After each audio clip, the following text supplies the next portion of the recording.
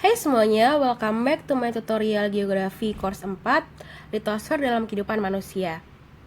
Video ini adalah masih bagian dari lisan kedua yang berjudul Relief dan Penyebabnya, yang dibagi ke dalam beberapa part, dan video ini adalah video part kedua.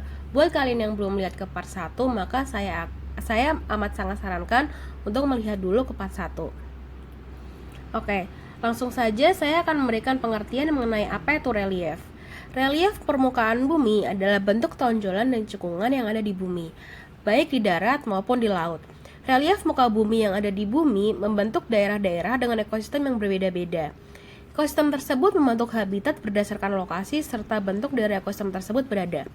Ekosistem yang berada di daerah menonjol akan berbeda dengan ekosistem yang berada di daerah yang cekung. Bentuk tonjolan dan cekungan itu terjadi akibat dua tenaga pembentuk permukaan bumi, tenaga endogen dan tenaga eksogen. Yang pertama adalah tenaga endogen. Tenaga endogen adalah tenaga pembentuk permukaan bumi yang berasal dari dalam bumi. Tenaga endogen dalam proses pembentukan bumi bersifat membangun atau membentuk permukaan bumi baru. Sedangkan tenaga yang kedua atau tenaga eksogen adalah tenaga yang berasal dari luar bumi. Tenaga eksogen ini cenderung bersifat destruktif. Nah, untuk part kedua ini saya masih berkutat pada tenaga endogen, namun saya akan menjelaskan mengenai vulkanisme. Untuk tektonisme dan gempa saya telah jelaskan sebelumnya di part 1. Peristiwa yang berhubungan dengan naiknya magma dari dalam perut bumi disebut dengan vulkanisme. Campuran bebatuan dalam keadaan cair, liat, serta sangat panas disebut dengan magma. Tingginya suhu magma dan banyaknya gas dalam magma akan menimbulkan aktivitas magma. Magma ini dapat berupa gas, padat, dan cair. Proses keluarnya magma dari dalam bumi ada dua, yaitu proses intrusi magma dan ekstrusi magma.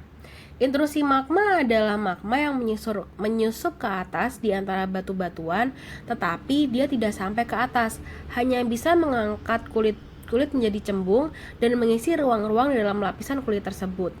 Sedangkan ekstrusi magma adalah aktivitas magma yang sampai ke permukaan bumi, hingga menyebabkan terjadinya letusan, erupsi. Akibat terjadinya letusan itu akan menyebabkan bentuk gunung api yang berbeda-beda. Nah, pada umumnya gunung api memiliki lereng yang curam dan tajam atau bisa juga dikelilingi oleh puncak-puncak atau pegunungan. Perbedaan tenaga vulkanik akan mengakibatkan perbedaan pada setiap tipe-tipe bentuk gunung api. Berdasarkan pembentukannya, gunung api dapat dibedakan menjadi 7 tipe. Ada fissure volcano, shield volcano, stratovolcano, dome, cinder cone, maar, dan caldera. Yang pertama akan saya jelaskan adalah fissure volcano. Fissure volcano atau gunung api rekahan adalah gunung api yang memiliki tipe rekahan membentuk retakan panjang pada permukaan bumi. Magma keluar melalui rekahan tersebut. Rekahan itu menimbulkan lapisan basal yang tebal dan luas. Gunung api tipe rekahan ini dapat kita temui di sekitar barat laut Amerika Serikat dan juga di India. Selanjutnya ada shield volcano atau gunung api perisai. Gunung api perisai terbentuk akibat adanya lava basalt yang bersifat tipis dan basah. Aliran lava tersebut akhirnya akan membeku menjadi batuan beku ekstrusif. Gunung api perisai ditandai dengan adanya dinding lereng yang sangat landai dan menyerupai dataran. Selanjutnya adalah stratovolcano atau orang beberapa menyebutnya composite volcano atau bahasa Indonesianya gunung api kerucut. Gunung tipe strato ini terbentuk akibat erupsi yang berganti-gantian antara efusif dan eksplosif, sehingga akan memperlihatkan bentuk batuan beku yang berlapis-lapis pada dinding kawahnya. Batuan berlapis-lapis ini berasal dari pembekuan lava dan evata yang silih berganti. Hampir semua gunung api di Indonesia merupakan tipe stratovolcano ini. Beberapa contohnya adalah Gunung Merapi, Tangkuban Perahu, Krakatau, Gunung Semeru, dan lain-lain. Selanjutnya ada dome volcano atau gunung api kubah. Gunung api kubah berasal dari lava kental yang mengandung kadar asam yang tinggi yang keluar ketika terjadi letusan. Lava ini akan mengisi lubang bagian kawah di bagian puncak gunung. Contohnya ada di Sierra Nevada dan Martinique. Selanjutnya ada cinder cone volcano atau gunung api kerucut bara. Gunung tipe ini terbentuk dari bara basalt dan abu vulkanik reruntuhan material piroklastik atau dari material yang dikeluarkan pada saat letusan eksplosif gunung berapi. Tipe ke-6 adalah Mare Volcano atau gunung api Mar. Tipe gunung api Mar ini merupakan gunung yang terbentuk akibat letusan eksplosif yang hanya terjadi satu kali dengan material yang dimuntahkan berupa eflata. Karena dapur magma yang dimiliki relatif dangkal dan kandungan gas dalam magma tidak terlalu banyak, maka letusan gunung api Mar tidak begitu kuat. Akibatnya hanya membentuk dinding gunung berupa tanggul di sekitar lubang kawah. Contoh gunung api Mar ini di Indonesia adalah Gunung Lamongan, kemudian ada di Meksiko Gunung Pinacate, dan Gunung Monte Nuovo di Italia. Bentuk terakhir adalah kaldera volcano atau gunung api kaldera. Kaldera merupakan suatu kawasan berbentuk bulat yang membentang rendah di tanah. Kawasan ini terbentuk pada saat tanah amblas akibat letusan eksplosif. Keruntuhan permukaan terjadi karena kosongnya kantung magma di bawah gunung api. Biasanya terjadi karena gunung telah meletus. Jika cukup banyak magma dikeluarkan, maka kantung magma yang kosong tidak bisa mendukung berat struktur magma di atasnya. Patahan melingkar berbentuk cincin terbentuk di sekitar kantung magma. Patahan cincin juga menjadi pemicu keluarnya isi magma lain melalui jalan keluar sekeliling puncak gunung berapi. Dengan kosongnya kantung magma, bagian tengah gunung api akan mulai runtuh. Runtuhan tersebut bisa berupa satu letusan dahsyat atau sebuah seri letusan. Luas bagian yang runtuh ini juga bisa dari ratusan hingga ribuan kilometer untuk diameternya. Nah, selain itu, gunung api juga dapat diklasifikasikan berdasarkan tipe erupsinya. Berdasarkan tipe erupsi, gunung api dapat dibagi menjadi tipe erupsi yang lemah dan tipe erupsi yang kuat. Untuk lemah dan kuatnya ini juga dipengaruhi oleh tipe magmanya sendiri. Gunung api memiliki dua tipe magma, yaitu magma asam dan magma basalt. Magma asam dikenal juga sebagai magma silika, adalah magma yang banyak mengandung mineral-mineral silika dan felspar. Nah, umumnya mineral-mineralnya kurang berat, kandungan gasnya tinggi dan kental. Nah, biasanya untuk magma yang asam ini akan menghasilkan ledakan yang dahsyat karena memiliki tekanan gas yang besar. Magma tipe ini akan menghasilkan tipe gunung api komposit, strato, dan gunung api Mar yang telah saya sebutkan sebelumnya.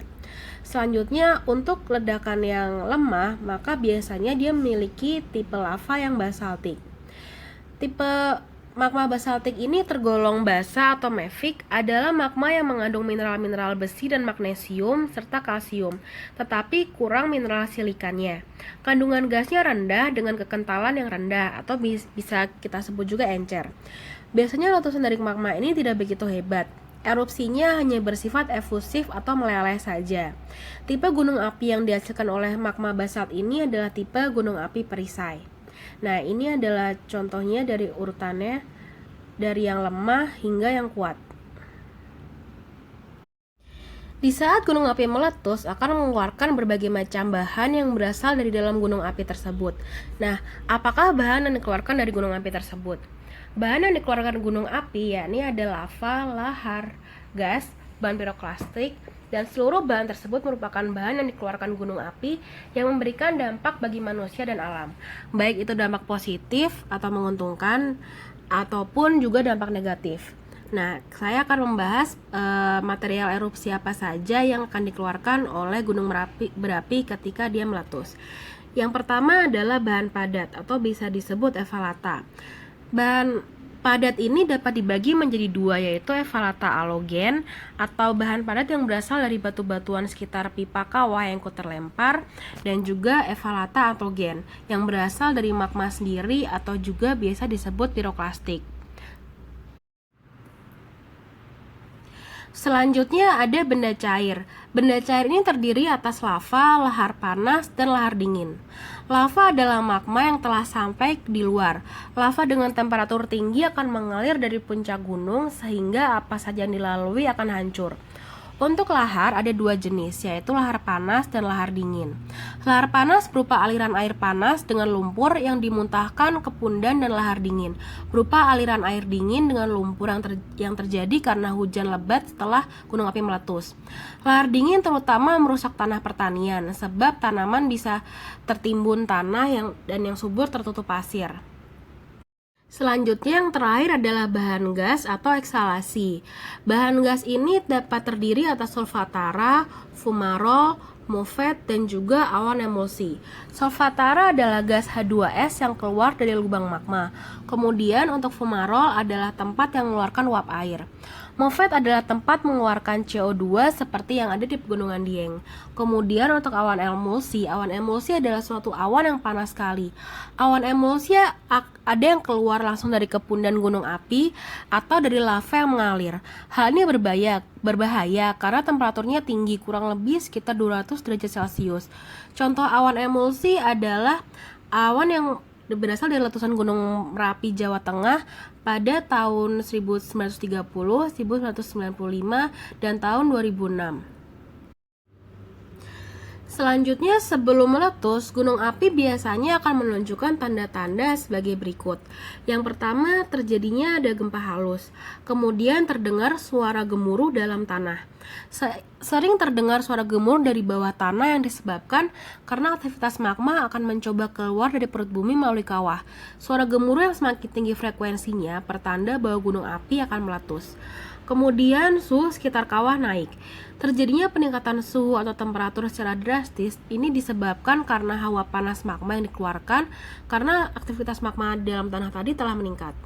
Kemudian sumber air banyak yang kering. Sumber mata air mengering ini disebabkan karena peningkatan temperatur, sehingga cadangan air dalam tanah akan menguap dan mata air juga mengering. Kemudian, hewan yang ada di dalam hutan atau lereng gunung api akan turun gunung, seperti rusa, kera, harimau, dan beberapa satwa liar lainnya. Hal ini disebabkan karena peningkatan aktivitas gunung berapi dapat meningkatkan suhu daerah sekitarnya, sehingga akan membuat satwa liar tidak nyaman tinggal di dalam hutan tersebut.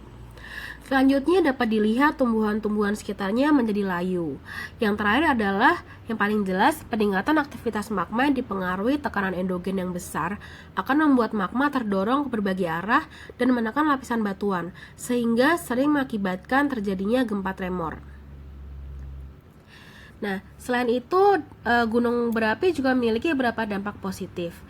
Berdampak positif bagi bisnis dan perekonomian, contohnya adalah dia menambah kesuburan, dapat dijadikan objek wisata sebagai penambangan pasir, sebagai sumber energi geotermal, kemudian dapat ditambang untuk belerang, batu pualam, dan lain-lainnya, dan terakhir juga dia dapat membangkitkan industri semen. Namun, tidak dipungkiri dia juga memiliki dampak negatif. Contoh dampak negatifnya adalah otomatis dia merusak pemukiman warga, dapat menyebabkan kebakaran hutan, pepohonan dan tumbuhan layu, ternak banyak yang mati, infrastruktur mati, dan yang terakhir adalah terhentinya aktivitas warga di sekitar. Nah, berikut telah saya jelaskan mengenai vulkano, dan thank you so much for watching and see you on the next lesson.